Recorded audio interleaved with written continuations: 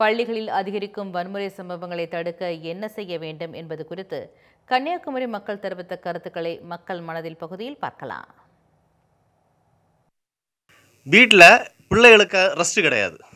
அவங்களுக்கு தனிமையாக இருந்து விளையாடுறதுக்கோ இல்லை ஏதாவது வெளியில் போய் விளையாடுறதுக்கோ எந்த இதுவும் கிடையாது.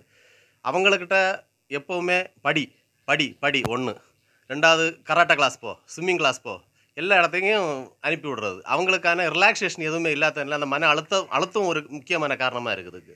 இந்த ரெண்டையும் குறைக்கும் போதே பிள்ளைகளுக்கு படிப்பு சுமையாக இருக்குது. இப்போ அது சுகமாக மாறணும்.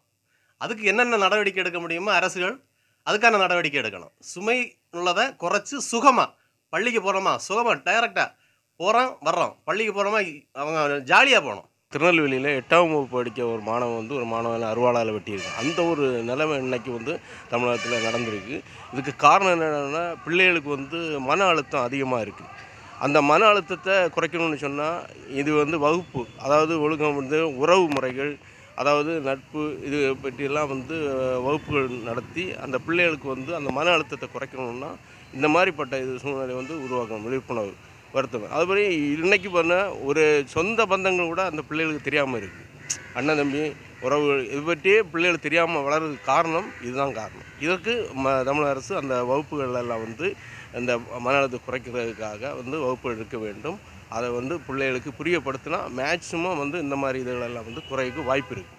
பிடி பீரியட் ஒழுங்காக விளையாட விட்டாலே போதும். அந்த பீரியடை வேறு எந்த சப்ஜெக்ட் எடுக்காமல் ஒழுங்காக எல்லோரும் விளையாட விட்டாலே மன அழுத்த ஸ்ட்ரெஸ் எல்லாம் குறையும். அப்போ இந்த மாதிரி சம்பவம் எல்லாம் நடக்காது. அதே மாதிரி எக்ஸ்ட்ரா யோகா அந்த மாதிரி நம்ம கொஞ்சம் ஸ்ட்ரெஸ்ஸு குறையிற மாதிரி உள்ள ஆக்டிவிட்டீஸ் எல்லாம் செஞ்சாச்சுன்னா இந்த மாதிரி ஸ்டூடெண்ட்ஸுக்கு இடையில் இந்த மாதிரி எதுவும் நடக்காது. இன்றைக்கு பள்ளிக்கூடங்களில் குழந்தைகள் வன்முறை பாதையில் செல்லக்கூடிய சூழ்நிலை கடந்த காலங்களில் அதிகமாக நடந்து கொண்டிருக்கிறது.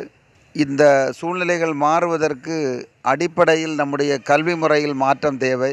மாணவர்களுடைய மனநிலையில் அவர்களுடைய அறிவுபூர்வமாக அவர்கள் சிந்திக்கக்கூடிய விதத்தில் அவர்களுக்கு நீதி, நியாயம், தர்மம் இதை பற்றி போதிக்கக்கூடிய கல்வி முறை வேண்டும். ஆன்மீகம் சார்ந்த கல்வி முறை குழந்தைகளுக்கு கிடைக்க வேண்டும்.